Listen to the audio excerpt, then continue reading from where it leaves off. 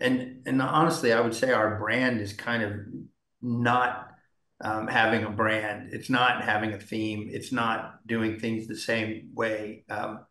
Because I mostly because I'm stupid and I just don't think things through. I just kind of I'm a creature of impulse. But I think the sort of the attitude that cats have, they're not here just to serve us. They've got their own opinions, make them very conducive for science fiction. I think that people like to see horrible things done, shot in the face, blown out a window of a space habitat, eaten by acid. They like all of that stuff, but it feels wrong if you like it without a reason behind it. And everybody feels justified in liking it when it's a hero doing it in revenge for being wronged. Nerd Reactor, roll out. Tim, Jennifer, how's it going? Hold Good, how are on, I'm Thank coming you? you. back. And so we talked briefly at the red carpet for the premiere, and so it was a good fun time, just getting hyped up for all the craziness that Love, Death, and Robots has to offer. And with Spider Rose, there's so much message for that, and whether it's through the prolonging life with cloning or having cybernetic parts, but then also a revenge story.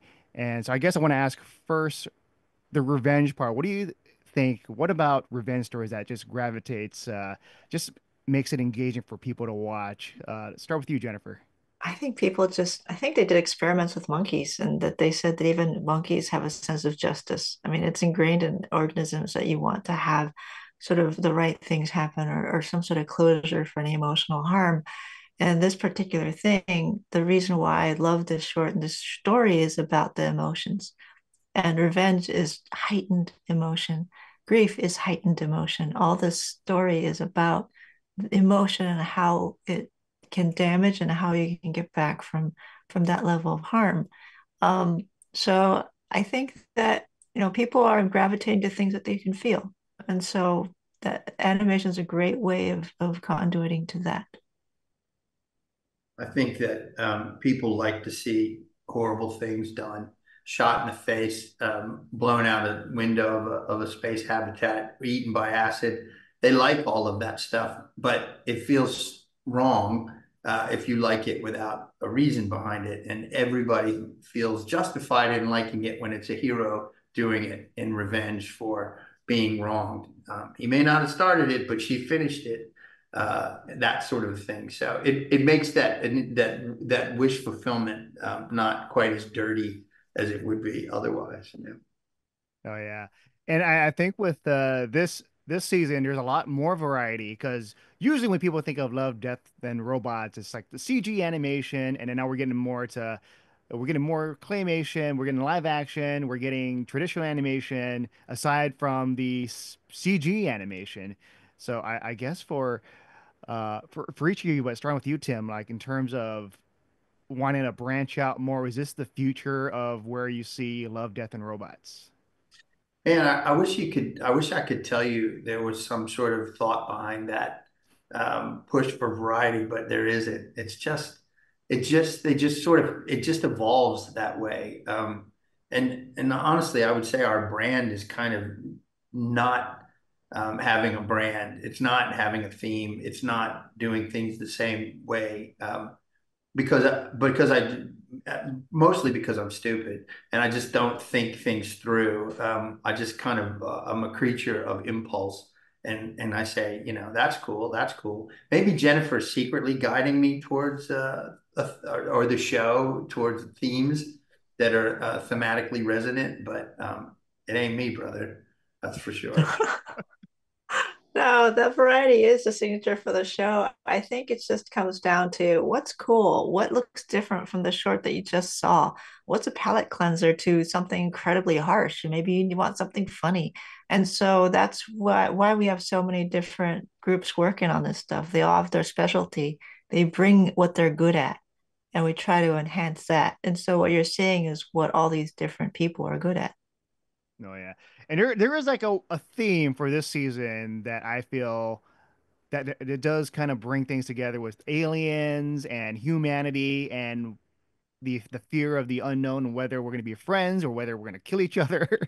And so I want to touch on that in terms of like, what do you think makes it so interesting with like some otherworldly being and our fear of whether they're going to, destroy us or maybe we can live in peace. I think that's the existential question all the time. Yeah, I think you brought that to the party. That's going on in your own head. That those fears of the other. Because we really do like we have a guy who finds God, and we have a story that says that God doesn't exist, and we have another one that says God hates us. So there is, it's there's no through line there. We kind of like bounce around through all the points of view there. Good aliens, bad aliens, good humans, bad humans, good pets, bad pets. Oh yeah, yeah, the pets. There is yeah, pets. There's the evil cat, the evil orange cat. And what is that for each of you in terms of pets and trying to make sure like, all right, let's show both sides of whether because usually cats like through different like film and TV, they're known as the bad guys, right? I And so what think was that like? justifiably so. It's so And sad. But and so do you Joffrey and for he can creep, I really like Joffrey. He's selfish and self-centered and egotistical, but his heart is in the right place. Great. Yeah, and his owners don't seem to be the most savable sorts. But I think the sort of the attitude that cats have, they're not here just to serve us. They've got their own opinions, make them very conducive for science fiction because they're gonna have their own agenda. for sure. And what I love about that, like with the cat side, but also the human side, is like making the humans look dumb and like speaking gibberish. So what is that like for you? Like, do you have fun making humans look dumb? Like, look at us, like look at all the stuff we do. I We think do some Patrick Osborne had fun. That his humans look particularly repellent, um, more we so have than in the story. So maybe he's got something going on. although the portraits that we did for the character design of those are beautiful. They're just such beautiful hideousness. But yeah, that's all the time I have. Tim and Jennifer, it's a pleasure chatting with you, and I can't wait for the fourth season to come out for everyone to watch it and just to check out all the different variety. Well, thanks, Sean. Right. Thank Nice you. talking to you. So yes, Love, Death, Robots. In this one, you have the episode 400 Boys. It's kind of like the near future or post-apocalyptic future, warring factions and huge babies. So Yeah, yeah. it's crazy. How does that like? How do you start with coming up with an idea like that? Oh, well, Tim Miller gave me the story to read, the short story, and then there was a script that came along afterwards. So, I mean, just I mean, in the case of Zima Blue, Ice, and now 400 Boys, there was an existing story. And, Tim's got all these stories on his wall, and, he kind of, I guess he pairs up the stories with different directors. So he gave me that one. I think that one was sort of kicking around in his catalog for a while as something that he wanted to do. And so I kind of took it on board knowing that, this was something, sort of special for Tim. And but I was definitely equal parts terrified and excited to work on it because it was quite a undertaking, that one. Oh yeah, because there's a lot of just crazy visuals and just the setting and the color palettes. And I was wondering for you when working on this, like, because you have like that distinct style, like for example, Ice, and then here I feel like there's a lot of just angular, just images and illustrations and all that. So, what is that Yeah. like for you in trying to capture like that style? Like, I want to bring this to this. Yeah, stylistically, I can't get that Jamie Hewlett kind of guerrillas stuff out of my system. It's sort of like uh the thicker outlines, it really, I don't know, in a way, it makes everything seem a bit more graphic looking. Um, so, I mean, that's kind of where it starts. I think my big contribution to these jobs are the layouts. Um, and everything sort of stems from the layouts, all the character poses, all the acting. That's how sort of maintain a consistent look throughout this stuff.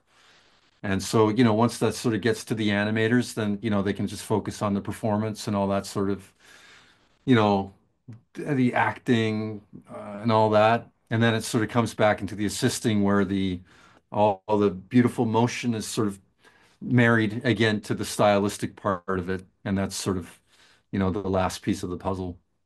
Oh yeah. And since you mentioned with Tim choosing and picking, like, oh, I think Robert would be a good fit for this project. Do you think when receiving this, you're like, yeah, no, this is perfect. This is definitely in my realm. Well, I don't pick and choose. You know what I mean? Yeah. I think if he had given me any script from this crop of shorts from the season, I would have taken it on board and it would have been totally different. Imagine, if each director had switched stories and had done a different one and how it would affect the look of it and the storytelling. So, I mean, this particular one, yeah, I think he had it earmarked for me, I suppose, and he sent it, and uh, okay, now we're on. We're gonna sort of, bring this one home. Yeah.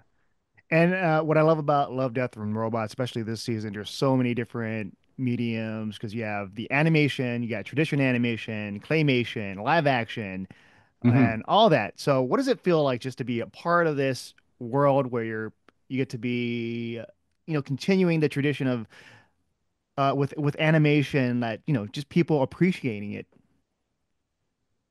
Oh God, I love it. Are you kidding me? I mean, I've done productions which I've really, really thought were great, but it didn't have this nice, robust Netflix rollout, and so as a result, it's kind of languished in the unknown. But this stuff, I mean, I didn't know how this stuff was gonna be received or, what kind of audience it was gonna get. But as soon as it came out, it started to get a lot of attention. So you kind of know that, it's gonna have a nice rollout and that people are gonna look at it.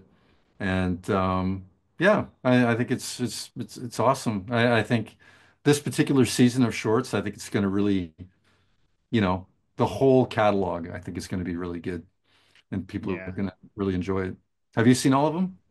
I have seen 90% of them. Okay. Yeah. Yeah. A lot of variety in there. Yeah, a lot of variety, yeah. And Yeah. I just see, so I want to ask you, like, because there's a lot of varieties with the animation. Let's say if you didn't do this style, is Yeah. there like another style that you would want to do? Like, if I had more time, I would want to perfect this. Yeah. Like, I don't know. David Fincher's like, okay, I want to do a music video with stop motion puppets. And I don't think I would ever do that.